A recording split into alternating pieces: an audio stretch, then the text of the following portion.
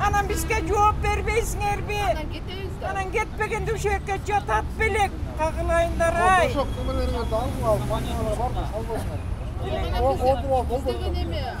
Анан мына сиз отурайлыбы? Биз бир күндө бүтүрүп берет чыгар.